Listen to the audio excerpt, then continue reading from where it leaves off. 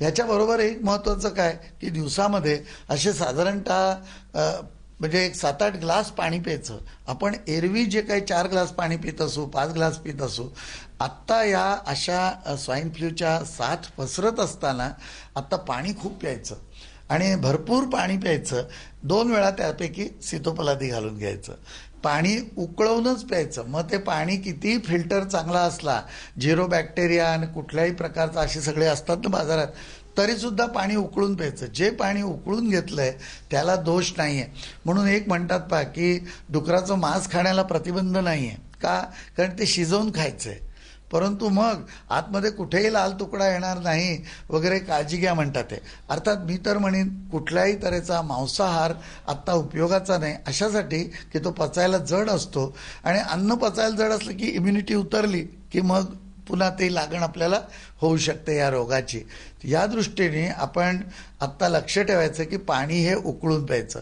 उघड्यावर ठेवलेलं अन्न खायचं नाही. प्रतिबंधात्मक उपायात गोमूत्रासारखा उत्तम उपाय नाही. तर काय करायचं, गोमूत्र घ्यायचं, ते 7 वेळा गाळायचं आणि गाळलेलं 7 वेळा गोमूत्र जे आहे ते 4 चमचे गोमूत्र थोडंसं पाणी घालून घ्यायचं. गोमूत्राचा अर्क म्हणजे डिस्टिल गोमूत्र सुद्धा बाजारात हल्ली मिळतं. कारण प्रत्येकाला गोमूत्र काही गाय जवळ नसते आणि ताजं गोमूत्र मिळणं शक्य नाही. परंतु असं डिस्टिल गोमूत्र मिळतं. गोमूत्राचा क्षार मिळतो, त्याच्याही गोळ्या मिळतात. तेव्हा हे इम्युनिटी वाढवायला आणि अशा तऱ्हेचा पिशाच रोग असताना आता हे व्हायरल जे विषाणू जे आहेत हे आणि ते त्यांच्यात मार्फत होणारा जो रोग आहे आणि संसर्गजन्य आहे, हवेतून येतोय, तर अशा वेळेला याचा उपयोग सुद्धा खूप चांगला होतो. आणि त्या गोमूत्रावरती प्रयोगही खूप केलेले आहेत. नागपूर, वर्धा, मुंबई ठिकठिकाणी रिसर्च झालेला आहे यावरती आणि हा एक उत्तम घरगुती उपाय आहे. या गोमूत्राचा दुसरा एक फायदा असा असतो की लिव्हर आणि किडनीज या दोघांना ते मदत करतं आणि या जर व्यवस्थित चालल्या तर पचन आणि मूत्रल संस्था जर व्यवस्थित चालली तरी ही इम्युनिटी आपली चांगली चालते.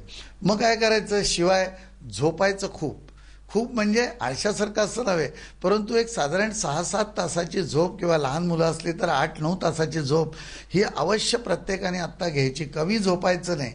अर्थात दुपारच्या वेळेला आळसासारखं जर झोपलं आणि दुपारी जर झोपलं तर काय होणार आहे की कफ वाढणार आहे आणि मग आपल्याला अशा रोगाची लागण लवकर होऊ शकते. तसंच आत्ता संसर्ग होऊ नये म्हणून गर्दीच्या ठिकाणी जाऊ नये हा एक प्रिव्हेंटिव्ह जो उपाय आहे तोही आपण नैसर्गिकच आहे म्हणायचं. त्यासाठी म्हणून शाळा काही दिवस बंद ठेवलेल्या असतात, कामाची ठिकाणं किंवा थिएटर्स आहेत किंवा जी गर्दीचे मोठे प्रसंग येतील असे कार्यक्रम बंद ठेवलेले असतात, तर त्या ठिकाणी जायचं नाही. आणि तरीही बाहेर जायची वेळ आली तर मास्क वापरायचा. आता हा जो मास्क आहे हा याच्यावर लिहिलेला आहे N95. आपण हे बरंच ऐकतोय की N95, N85, मग साधा मास्क मग वगैरे. N95चा अर्थ असा की हा मास्क वापरल्यानंतर 95% आपल्याला संरक्षण मिळतं. 85% असतात आणि त्यामुळे प्रत्येक याची किंमत वाढत जाते. साधे जे मास्क आहेत ते 15-20 रुपयात मिळू शकतात, पण एक छान घरगुती फडकं घेऊन त्याला मध्ये चुण्या पाडून त्यालाही बंद लावून आपण मास्क घेऊ शकतो बनवून. या N95 सारखा फायदा नाही झाला तरी हा मिळालाच नाही तर आपल्याला घरगुतीही मास्क घेता येतो किंवा रुमाल बांधता येतो. मुख्य म्हणजे इतरांच्या संपर्कात येत असताना मास्क वापरावा. बाहेर घराच्या पडायचं म्हटलं की मास्क वापरावा. मी तर असं म्हणेन की सध्या हा स्वाईन फ्लू तर लवकर जावोच ही साथ, परंतु नंतर सुद्धा स्कूटरवर जाणाऱ्यांनी, सायकलवर जाणाऱ्यांनी किंवा थिएटरमध्ये आपल्याला खूप वेळ बसायचं असलं तर साधारणतः एक मास्क लावूनच बसावं, तोंडावर फडकं लावून बसावं. म्हणजे हे प्रतिबंधात्मक उपचार जे आहेत ते सर्वात महत्त्वाचे असे उपचार. आणि आता ह्याच्यानंतर शेवटला एक आयुर्वेदाने सांगितलेला अत्युत्तम उपचार म्हणजे नुसताच आपल्याला लागण होऊ नाही एवढा उपयोग न होता बाहेरचे विषाणूही सगळे तो मारून टाकतो, अशा तऱ्हेने उपयोग होऊ शकतो. ती म्हणजे धूमचिकित्सा.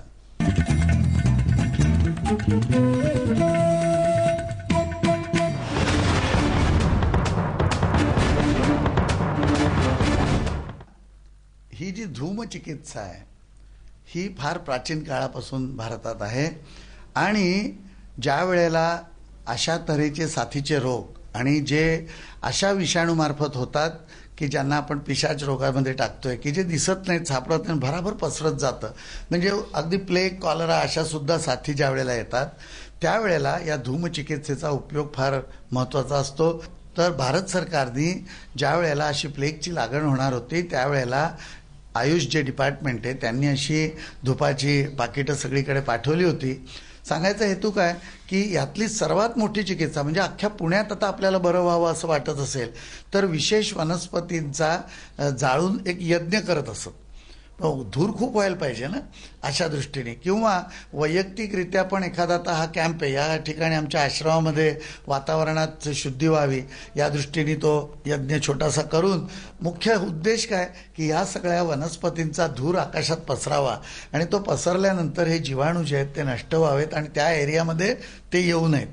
या चिकित्सेतून निघालेली चिकित्सा म्हणजे आपण घरगुती जो धूप करतो रोज सकाळ संध्याकाळ, आणि हा धूप आहे तो भारतात आपले भारतीय करतोच आपण, परंतु अगदी मुस्लिम देशांमध्येही करतात, ख्रिश्चन ज्या ठिकाणी आहेत त्या ठिकाणी करतात, चर्चमध्ये करतात. धुपाचं खूप महत्त्व असतं आणि त्याचा अगदी छोटा फॉर्म म्हणजे या अशा उदबत्त्या. पण काय उदबत्त्यांमध्ये सिंथेटिक सगळे परफ्यूम घालून उदबत्त्या तयार केल्यामुळे त्यांचा फायदा होत नाही, उलट रोग वाढायला मदत होते. पण त्याच जर उदबत्त्या आहेत त्या शुद्ध तेलापासून या वनस्पतींची तेलं काढायची आणि त्याच्यात बुडवून उदबत्त्या करायच्या तर एक छोट्या प्रमाणामध्ये एकट्या दुकट्या माणसाला फायदा व्हायला आपल्याला त्याही चालू शकतात.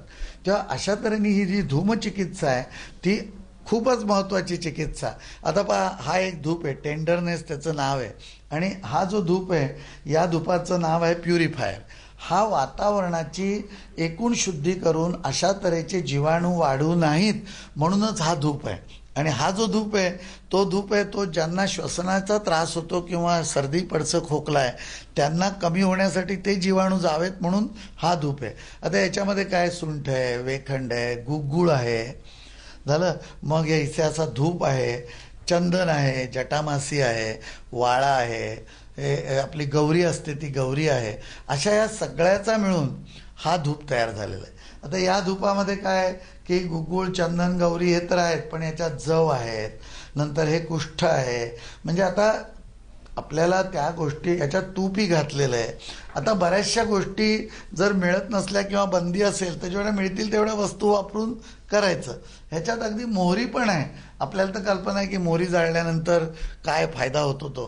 तेव्हा अशा तऱ्हेने हे जे धूप बनवलेले असतात तर हे धूप जर जाळले, आता आपण समजा हा धूप या ठिकाणी सगळं एकत्र करून त्याचं चूर्ण करून ठेवले, जे असं पाकिटात करतो, आश्चर्य वाटेल की या पर्यावरणाच्या साठी ही जी काही इलाज पद्धती सांगितली ती नुसती न सांगता त्याला लोकांना वापरता यावं म्हणून आमच्या इथे तर हे अनेक वर्षापासून आम्ही सर्व पेशंट्सना देतो किंवा असं काही असताना या ठिकाणी वापरतो म्हणून रेग्युलर उत्पादनच केलेली आहेत त्याची. अर्थात ती उत्पादनं अशी नाहीत की आता स्वाईन फ्लू आलाय तर सगळ्या जगभर पुरतील आहे. तर आता हा धूप आहे, हा आपण या ठिकाणी जाळायचा. तर तो जाळायचा किती की असा धूर झाला पाहिजे की खोलीभर धूर पसरला पाहिजे.